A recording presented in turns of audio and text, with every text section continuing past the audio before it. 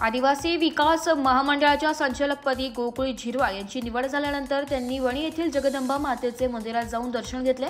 नंतर क्रांतिसूर्य बिरसा मुंडा चौकामध्ये वणी ग्रामपंचायतीच्या वतीने व संयुक्त जयंती उत्सव कमिटीच्या वतीने व ग्रामस्थांनी नवनिर्वाचित संचालकांचा सत्कार केला। याविषयी घेतलेला आढावा आमच्या प्रतिनिधींनी शामराव सोनवणे यांनी बघूया।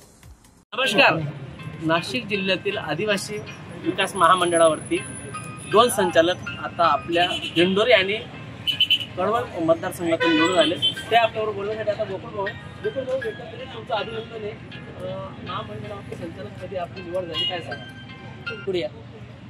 आदिवासी विकास महामंडळाला त्या ठिकाणी निवड झाली आहे। निवडणुकीचं एवढं मोठं काही टेन्शन नव्हतं, परंतु आता नव्याने सुरुवात झाली आहे। महामंडळात नवीन एंट्री केली आहे। माझी इलेक्शन म्हणजे निवडणुकीमध्ये इंद्रजित भाऊ गावित यांचा दांडगा अनुभव आहे। ते सभापती होऊन गेलेत, पंचायत समिती सदस्य झालेत, सरपंच झाले, त्यांना अनुभव तेवढा मोठ्या प्रमाणात आहे।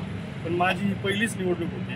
मी बापाच्या विरोधात जाऊन बघितलं, पण मला बापाने जमून नाही दिलं। आता ही नवीनच एक पायरी चढायला मिळाली। त्याच्यामुळे तुमच्या सर्वांचं आबा असतील, गावित साहेब असतील, हिरवाळ साहेब असतील, सरपंच साहेब असतील, सगळ्याच थोरमोठ्यांचं त्या ठिकाणी मला मार्गदर्शन लागणार आहे। आम्हाला दोघांना लागणार आहे। सहकार जर विभाग बघितला तर थोडासा वेगळा विभाग येतो। त्याच्यातले असलेल्या वेगवेगळ्या योजना असतील, वेगवेगळे जे लाभार्थ्यांसाठी उन्नतीसाठी प्रयत्न करण्यासाठी मार्गदर्शन असेल, ते सर्वांचं लाभ येईल यात कुठं शंका नाही। परंतु नवीन पायरी आहे, त्याच्यामुळे तुमच्याकडून मार्गदर्शनाची अपेक्षा राहील असं विनंती करतो। आता जिल्हा परिषदला तुतारी का गजा?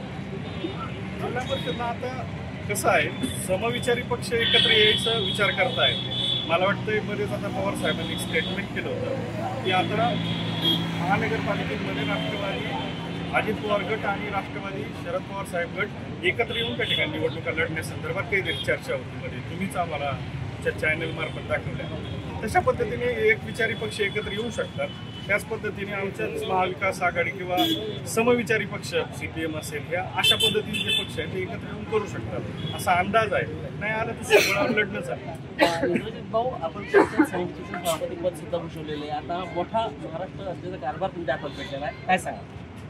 नक्कीच पंचायत समितीच्या माध्यमातून तालुक्यातील प्रश्न आम्ही त्या ठिकाणी सोडवले सभापतीच्या माध्यमातून। आता या ठिकाणी महाराष्ट्राचं आदिवासी विकास महामंडळाचे संचालक पद आहे, ते संपूर्ण महाराष्ट्रभर याचं कार्यक्षेत्र आहे। नक्कीच महाराष्ट्रातील आदिवासी शेतकऱ्यांचे प्रश्न आम्ही या महामंडळामार्फत सोडवू आणि आदिवासी शेतकऱ्यांच्या शेतमालाला या महामंडळामार्फत योग्य भाव देऊन खरेदी त्यांची वेळोवेळी कशी होईल या दृष्टिकोनातून आम्ही नक्कीच प्रयत्न करू। तुम्हाला मार्गदर्शन लागलेले JP साहेब, एकंदरीत आता तरुण आता महामंडळावरती गेलेत, तुम्ही त्यांना मार्गदर्शन करणार आहात, काय सांगा?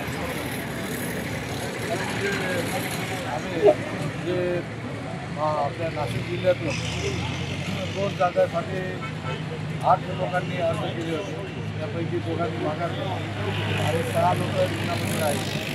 आमचं तर म्हणणं होतं की बिनविरोध झाले तर फार चांगलं होईल आणि त्यात बिनविरोध झालं।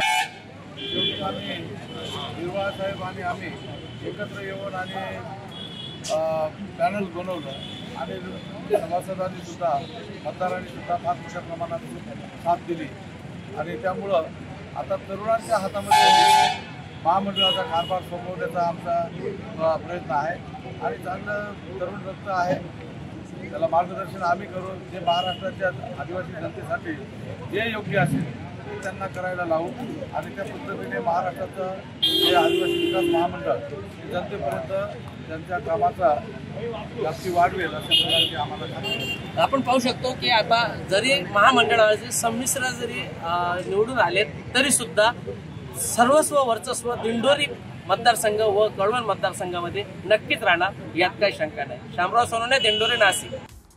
SWR न्यूजसाठी तालुका प्रतिनिधी शामराव सोनवणे, वणी।